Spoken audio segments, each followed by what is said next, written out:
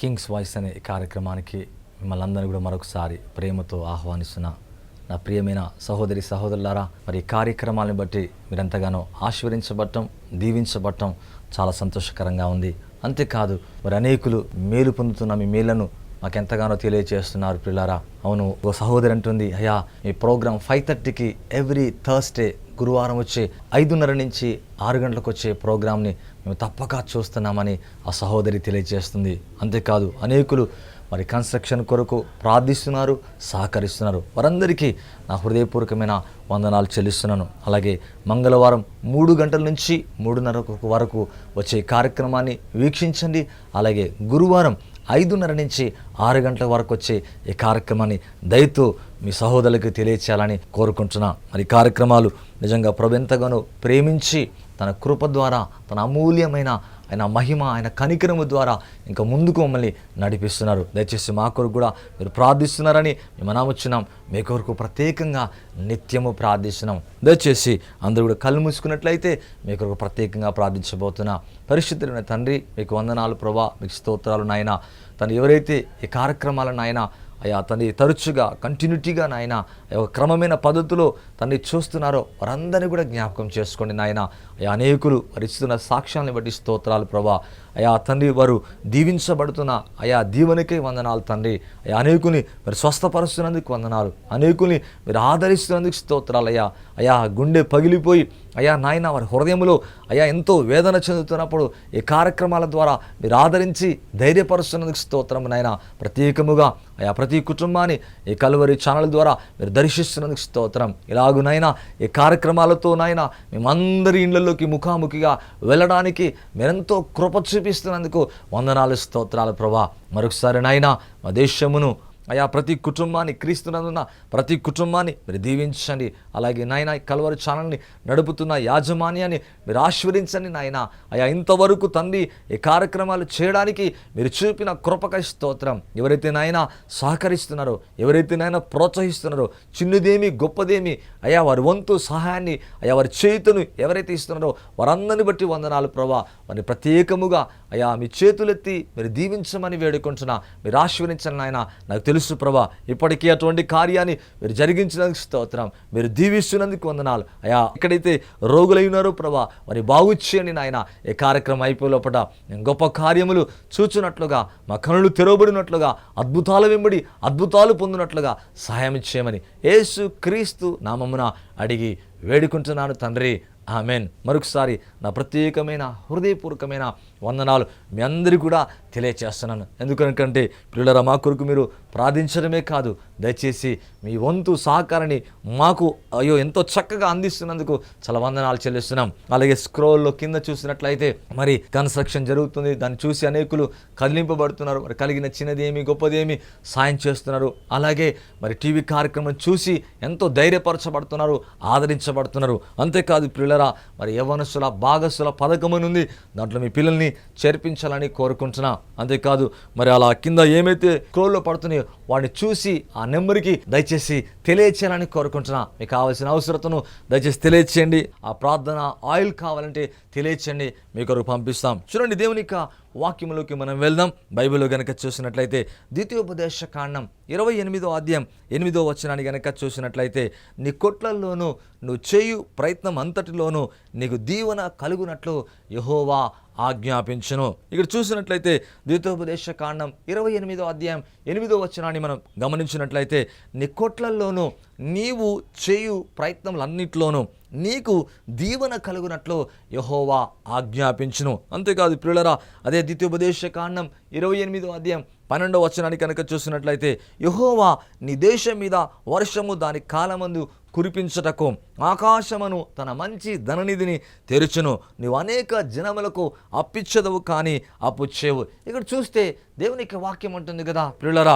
మరి అవును, నీవు చేయు ప్రయత్నములన్నిటిలో నీకు దీవెన కలుగునట్లు యెహోవా ఆజ్ఞాపించును. నిజమే ప్రియులరా. మరి అనేకులు చెప్తున్నారు, బ్రదర్ మేము వ్యాపారం చేస్తున్నాం, ఒక ప్రయత్నం చేస్తున్నాం, అది ఏమీ కూడా సక్సెస్ అవుతలేదు, అది ఎటువంటి దీవెన కనబడతలేదు, మేము ఎటువంటి దీవెన చూడలేకపోతున్నామని అనేకులు కన్నీరు కారుస్తున్నారు. ప్రియులరా, ఇక్కడ దేవుని యొక్క వాక్యం అంటుంది కదా, నీవు చేయు ప్రయత్నములన్నింటిలో నీకు దీవెన కలుగునట్లు యెహోవా ఆజ్ఞాపించును. చూడండి పిల్లలు, నిజమే, దేవుడు ఆజ్ఞాపిస్తే మన జీవితంలో దీవించబడగలం. పిల్లరా, ఒకవేళ నీ ప్రయత్నములో నీకు దీవెన లేదేమో, దేవునికి వాక్యం అంటుంది, నువ్వు చేయు ప్రయత్నములన్నిట్లో, నువ్వు చేసే ప్రతి ప్రయత్నములో నీకు దీవెన కలుగునట్లు దేవుడైన యెహోవా అనగా యేసు ప్రభు ఆజ్ఞాపించునని దేవునికి వాక్యములో చూస్తున్నాం. ప్రియులరా, మరలా అంటున్నా, నువ్వు చేసే ప్రతి ప్రయత్నములు, నీ కార్యములలో, నీ పనులలో నీకు దీవెన కలుగునట్లు దేవుడు ఆజ్ఞాపించనున్నాడు. మరలా అంటున్నాను, ఒకవేళ ఇంతవరకు నీ ప్రయత్నములు ఎంత విఫలమైపోయి ఉండవచ్చు, ఒక ప్రయత్నాన్ని చేసి లేదా నీ వ్యాపారములో వ్యాపార అభివృద్ధి కొరకు నువ్వు ప్రయత్నించి విఫలమై ఉండవచ్చు, లేకపోతే మరొక దాన్ని ప్రయత్నించి నిరాశ పడిపోయి ఉండవచ్చు. దేవునికి వాక్యం అంటుంది, నువ్వు ప్రయత్నము చేసిన ప్రతిదీ దీవెన కలుగునట్లుగా యేసు ప్రభు ఆజ్ఞాపించబోతున్నాడు. పరిశుద్ధాత్మ దేవుడు ఆజ్ఞాపించబోతున్నాడు. అందుకే దేవునికి వాక్యం అంటుగా will commanded the blessing, the lord will commanded the blessing. అవును, దేవుడు యెహోవా లేదా యేసు ప్రభు ఆజ్ఞాపించునంట.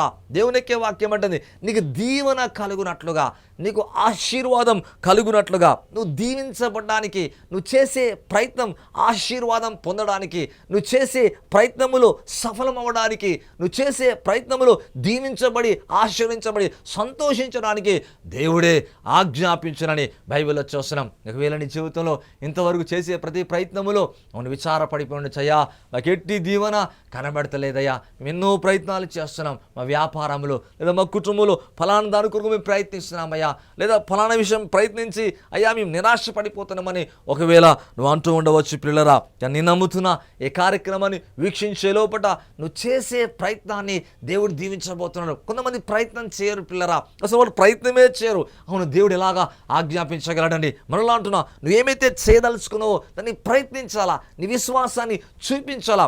అవును, దేవుడు తప్పక అలాగ చేసిన వాడిని ఆశీర్వదిస్తాడు. పిల్లరా, చూడండి, దేవునికి వాక్యం అంటుంది ద్వితీయోపదేశ కాండం 7వ అధ్యాయం కనుక చూసినట్లయితే, నువ్వు నిశ్చయముగా వానికి ఇవ్వవలెను, వానికి ఇచ్చినందుకు విచారపడకూడదు. ఇందువలన నీ దేవుడైన యెహోవా అవును నీ కార్యములన్నింటిలో, నువ్వు చేయి ప్రయత్నములన్నింటిలో నిన్ను ఆశీర్వదించును. వాట్ ఏ వండర్ఫుల్ గాడ్ అండి. దేవునికి వాక్యం అంటుంది, ఒకవేళ భేదవాడు కనబడినప్పుడు అవును హృదయము కఠినము చేసుకోవద్దంట, కనికర పడాలంట, వానికి ఇచ్చినందుకు మనసులో నచ్చుకోవద్దంట, వానికి ఇవ్వాలని దేవునికి వాక్యం అంటుంది.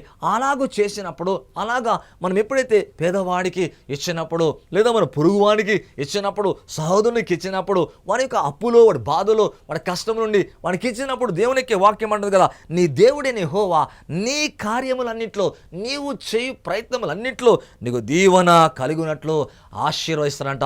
ఎంత అద్భుతమైన కార్యం అండి. ఈ రోజుల్లో కొంతమంది చూస్తే సహోదరులు బాధలో ఉన్నప్పుడు, కష్టంలో ఉన్నప్పుడు, వారి ఇబ్బందులు ఉన్నప్పుడు చూచి అలాగా వెళ్ళిపోతాండ్రు. కానీ మనకెప్పుడైతే మన జీవితంలో మనము ఇతరులను చూసి కనికర పడతామో, మనకు కలిగిందని ఎప్పుడైతే ఇతరులకు ఇస్తామో, దేవునికి వాక్యం అంటుంది, మనం చేసే ప్రతి ప్రయత్నములో ఆశీర్వాదం ఉంటుందంట, మనం చేసే ప్రతి ప్రయత్నములో దీవెన ఉంటుందని బైబిల్లో చూస్తున్నాం. చూడండి పిల్లరా, మరి ద్వితీయోపదేశ కాండం 28వ అధ్యాయం 2వ వచనం చూస్తే, నీ దేవుడైన యెహోవా మాట వినుని యెడల ఈ దీవెనలన్నీ నీ మీదకి వచ్చును. దేవునికి వాక్యం ఉంటుంది, అవును అక్కడ ఏమైతే 28 చాప్టర్లో ఏమైతున్నాయో ఆ దీవెనలన్నీ రావాలంటే దేవుడైన యెహోవా మాట వినినప్పుడు ఇవన్నీ నీ మీదకి వచ్చును. అవును, దేవునికి వాక్యం 28వ అధ్యాయాన్ని కనుక మనం పరిశీలించినట్లయితే, అవును మనం వెలుపటికి వెళ్ళినప్పుడు దీవించబడదాం, మనం లోపలికి వచ్చినప్పుడు దీవించబడదాం. దేవునికి వాక్యం అంటుంది, మన గర్భఫలం దీవించబడని వాక్యంలో చూస్తున్నాం. ఇక్కడ చూస్తే టోటల్గా ఈ 14th వర్సెస్ కనుక చూసినట్లయితే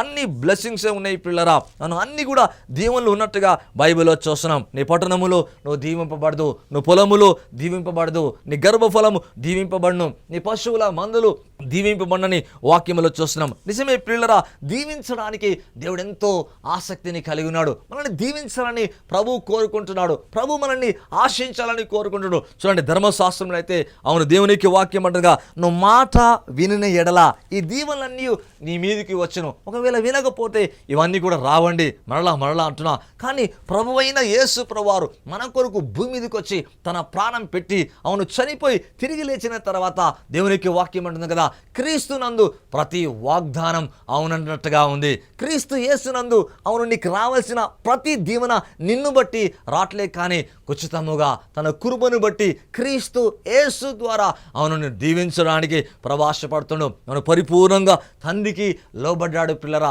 పరిపూర్ణంగా తండ్రి అయిన దేవునికి లోబడి విధేయుడయ్యాడు ప్రభువైన యేసు. ఎందుకో తెలుసా? మనల్ని దీవించడానికి, మనల్ని ఆశీర్వదించడానికి. మనలా అంటున్నా, నీ పొలములో నిశ్చయముగా నువ్వు దీవించబడతావు, నీ గర్భఫలం దీవించబడుతుంది పిల్లరా, నీ భూఫలం దీవించబడును, నీ పశువుల మందలు డుక్కి దెద్దులు దేవునికి వాక్యం అంటుంది దీవించబడును, నీ గొర్రెల మేకల మందలు దీవించబడని వాక్యం అంటుంది. ఈ దీవెనలన్నీ నీ మీదికి రావాలని ఎంతో ఆశపడుతున్నాడు. అవును దేవునికి వాక్యంలో చూసినట్లుగా అన్నింటిలో మనము దీవించబడాలని కోరుకుంటాడు. అయ్యో కొంతమంది అంటున్నారు, అయ్యా మాకు ఎట్టి దీవెన కనబడతలేదయ్యా, మేము చేసే ప్రయత్నం అవును అయ్యా దీవెన కనబడతలేదని ఎంతో విలపిస్తున్నారు, ఎంతో కన్నీరు కార్చున్నారు. ఒకవేళ నీ జీవితంలో అలాగా ఉన్నవేమో, ఒకవేళ అటువంటి కన్నీరు గుండా వెళుతున్నావేమో, నీ సమస్యను బట్టి అయ్యా ఈ యొక్క ఆర్థికంగా అనేక ఇబ్బందులు ఉంటున్నాయా, ఈ వ్యాపారంలో ఏమీ సాగుటలేదయ్యా, అన్ని కూడా నష్టమే కలుగుతుంది, మేము చేసే ప్రయత్నంలో ఎటువంటి ఆశీర్వాదము దీవెన చూడలేకపోతున్నామని ఒకవేళ వినిపిస్తున్నామో. కానీ దేవుడు నేను నమ్ముతున్నా ఈ కార్యక్రమాన్ని వీక్షిస్తున్న నీతోనే ప్రభు మాట్లాడుతున్నాడు. ఈ కార్యక్రమాన్ని వీక్షిస్తున్న ప్రభు నీతోనే మాట్లాడుతున్నట్లురా. నువ్వు చేసే ప్రయత్నాన్ని దేవుడు దీవించబోతున్నాడు. ఇక నుంచి నీ జీవితం అలాగుండదండి, ఆర్థిక ఇబ్బందులతో ఉండదు.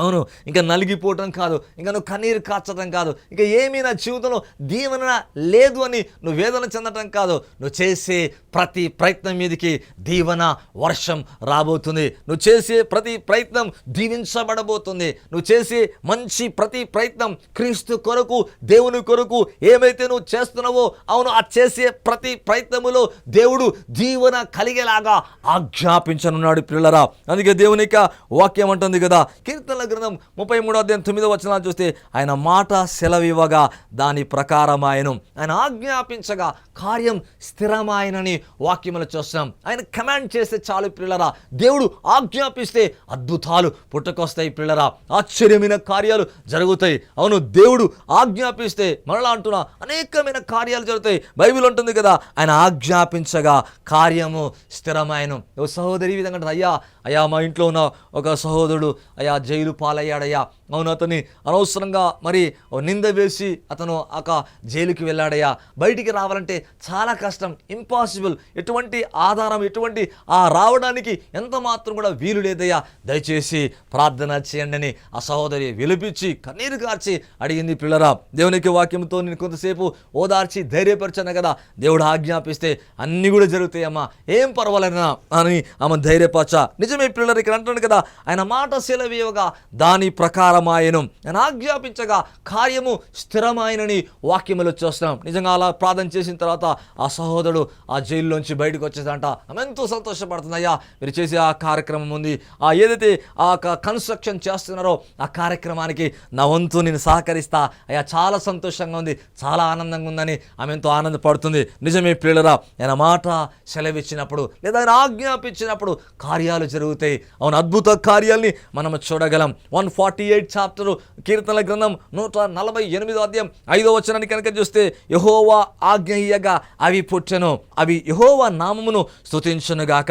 ఇక్కడ చూస్తే దేవునికి వాక్యం అంటే కదా, ఈ స్టార్స్, ఈ మూన్స్ ఏమైతున్నాయో, సముద్రము, ఈ యొక్క చంద్రుడు, నక్షత్రములు ఏమైతున్నాయి, క్రియేషన్, ఈ క్రియేషన్లో ఏమైతే కనబడుతున్నాయో అవన్నీ కూడా ఎలాగా పుట్టినేమంటే దేవుడు ఆజ్ఞాపించగా. దేవునికి వాక్యం అంటుంది యేసు ప్రభు ఆజ్ఞాపించగా క్రియేట్ అయినట, దే వేర్ క్రియేటెడ్ అని వాక్యములు చూస్తున్నాం. అవి సృష్టించబడ్డాయి. అవును he commanded, they were created. దేవునికి వాక్యం అంటారు కదా, యేసు ప్రభు అలా చెప్పగా, అలా మాట్లాడగా, పరిశుద్ధాత్మ దేవుడు మాట్లాడగా, యెహోవా దేవుడు చెప్పగా, ఆజ్ఞాపించగా, దేవునికి వాక్యం అంట కదా, అవన్నీ కూడా పుట్టెను. నీ జీవితంలో ఏమైతే లేదో అవును ఆజ్ఞాపించను పుట్టుకొని వస్తాయి పిల్లరా. ఒకవేళ సమృద్ధి లేదేమో, ఒకవేళ అభివృద్ధి లేదేమో, ఒకవేళ నీ జీవితంలో నెమ్మది లేదేమో, ఒకవేళ నీకు ఇంకా పిల్లలు పుట్టలేరేమో, అవును గర్భఫలం మోయబడ్డదున్నదేమో, లేకపోతే వ్యాధితో నువ్వు ఒకవేళ బాధపడుతున్నామో, దేవునికి వాక్యం అంటుంది యెహోవా ఆజ్ఞాపించగా. అవును, దేవునికి వాక్యం అంటది ఆయన ఆజ్ఞాపిస్తే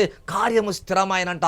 ఆయన ఆజ్ఞాపిస్తే అవి పుట్టెను అని బైబిల్లో మనం చూస్తున్నాం. నిజమే పిల్లల, ఆయన ఆజ్ఞాపించినప్పుడు ఏ కార్యమైనా స్థిరము కాగలదు, ఏ కార్యమైనా జరగలదు. నీ జీవితంలో దీవెనకై ఆయన ఆజ్ఞాపించబోతున్నాడు. నువ్వు చేసే ప్రయత్నాన్ని దేవుడు దీవించబోతున్నాడు. ఓ సంతోషంగా ఉండాలా, నువ్వు ఆనందంగా ఉండాలా. అవును, ప్రభు కొరకు ఇంకా ముందుకు రావాలా. ప్రభు కార్యాలంటే ఎంతో ఆసక్తిగా ముందుకు వచ్చి నేనుంటాను బ్రదర్ అన్నట్టుగా చెప్పాలా. పిల్లరా, మరలా అంటున్నా, ఈ కార్యక్రమాన్ని వీక్షిస్తున్న నీ జీవితంలో నీకు దీవెన కలిగినట్లుగా, నీ కుటుంబం దీవించబడినట్లుగా, నీ వ్యాపారం దీవించబడినట్లుగా, నువ్వు ఆత్మీయంగా దీవించబడినట్లుగా, నువ్వు ఆర్థికంగా దీవించబడినట్లుగా, నీ ఇంట్లో నీ కుటుంబంతో నువ్వు దీవించబడినట్లుగా, అవును ఆత్మ సంబంధమైన ప్రతి ఆశీర్వాదముతో నువ్వు దీవించబడినట్లుగా దేవుడు నీ కొరకు ఆజ్ఞాపించబోతున్నావు. ఇక నీ ప్రయత్నం ఎంత మాత్రం కూడా ప్రయాసముగా వ్యర్థంగా ఉండదండి, ఎంత మాత్రం కూడా నిరుపయోగంగా ఉండదు, ఎంత మాత్రంగా విఫలంగా ఉండదు. కానీ నేను నమ్ముతున్నా నీ ప్రయత్నములన్నింటిలో